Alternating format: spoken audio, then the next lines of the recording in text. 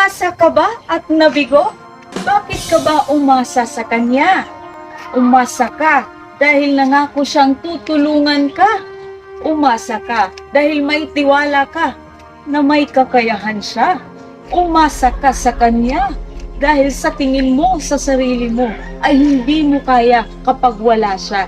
Walang masama sa umasa, pero mahirap umasa lalo na kung wala namang kasiguruhan.